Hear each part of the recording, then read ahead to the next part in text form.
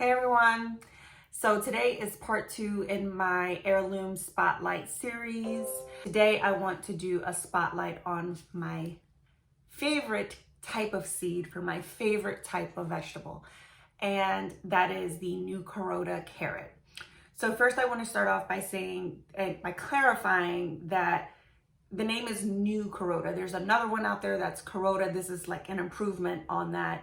So you want to make sure that you're buying the right seed. Heads up, I got mine from Baker Creek website. So I'm actually going to show you the packet. So the first time that I ordered this is what the packet looked like. It's their basic packaging that doesn't have like a pretty photo. It's what they put, and then they just put a sticker that says new Kuroda, but there's no information. And subsequent times that I ordered new Kuroda, they some of them do come in the regular packaging still, but then one time, look at this, beautiful new packaging for the new Kuroda carrot. It deserves it. It's like a superstar in the carrot world.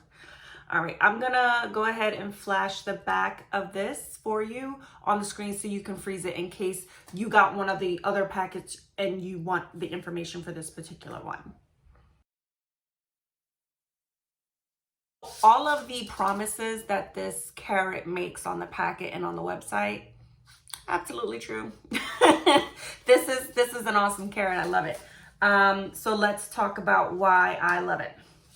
The first reason is that it germinates pretty easily for me. I don't have any issues with it as long as you can keep them from sort of washing away and drying out. Like, I actually don't surface, so I cover in like the teeniest bit of potting soil because I grow in a veggie pod. If you haven't seen my other videos, I'm going to insert quick footage of what a veggie pod is so that you can get familiar with it. It's essentially a raised bed on legs filled with potting soil. Hi everyone, just wanted to give you an update on what's going on in my veggie pods. So these veggie pods have a self-watering feature, so they have a reservoir underneath them. They're obviously have legs, so I don't have to bend over. And you fill them with topsoil, a little lid, and then they come with this regular cover here, and then they have a winter cover that you can sort of slip on. I don't tie this up because I want to be able to take it off on days that it's like, you know, too hot out or too sunny. You don't want to cook your plants. But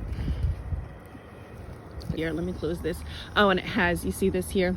This is overhead irrigation. I don't find that new Kuroda is as finicky as some of the other carrot heirloom varieties that I've tried out in my garden. They do well no matter what. I can sow them when it's colder out. I can sow them when it's heat, like when it's really hot in the middle of summer. They will germinate. They might take a little bit longer, and some of them might not come up as strong, but you just pick you thin them out to the strongest seedling, and they do way better than the other ones that I try to sow when it's hot out. So I love it. It powers through all types of rocky soil. It has been bred over the years to withstand tropical type of heat. So if you live in a hot environment where, you know, you have swings in temperature, or it gets really hot really fast and you have a short spring or a short, a really long summer, go ahead and give this carrot a shot because it is very heat tolerant. The other thing is that they are uniform in size. They come up nice for me. You know, you don't have as many gnarly carrots as I do with some of the other varieties, and they're uniform. They're a nice shape. They're a nice size. They're not the longest, but not like small, like baby carrot types. And they just make beautiful carrots. I mean, I know it's an orange carrot, and there are a lot of other sort of fancy varieties like, you know, this purple dragon. Then you have lunar white. You have these giant, right here, look at that. Look at that. But of all the ones that I have tried, honestly, plain old orange carrot, it tastes the best. And that's the other thing about this one, is that Some of the other carrot varieties, they taste good before a frost. Don't get me wrong, they taste good. But I thought to myself when I tasted it before the light frost, this is okay, this isn't great. And then after the frost, and I tasted it after the frost, that's when I was like, oh, this is what people are talking about, just to wait till it gets a little colder out.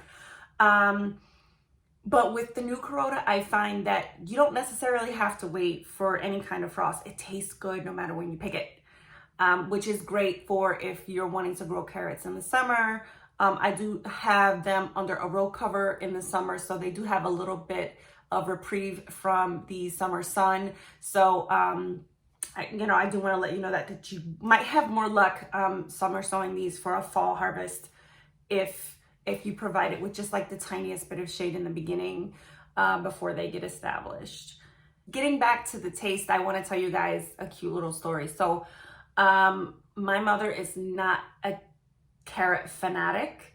She doesn't eat fresh carrots, like raw carrots, and she barely cooks with carrots, like ever. And so one day she came to pick up my daughter. My daughter's 5 years old, so she sometimes like spend times with grandma. And we had just picked some beautiful, beautiful carrots out of our veggie pod. And my daughter was ecstatic. Like, she couldn't stop talking about these dang carrots. She had them with dirt covered up. Look, Bella. And my mom, more than anything, she was just curious. It was kind of an oddity, a curiosity.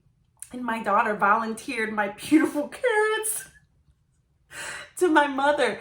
And my mother said yes. And I said, yeah, sure, take two. I think she took two big ones. And she said, yeah, I'm making soup tonight. So yeah, I guess I'll give it a shot. It was like sort of just a curiosity more than anything, because she doesn't really eat carrots. I will insert actually a video of me and my daughter pulling those carrots so that you can see like how infectious our excitement was that day that we picked those carrots. We got carrots. Okay. Go ahead and pull it up. I see the bountiful harvest. Watch it be all little. It's not coming up? Hold on.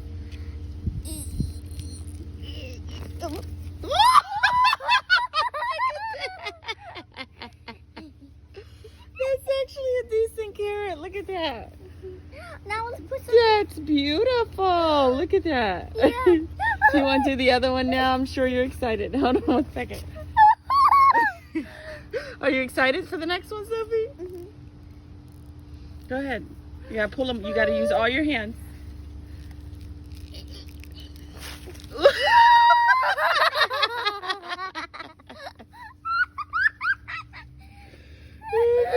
As you can see, our excitement worked because my mother took the carrots, right?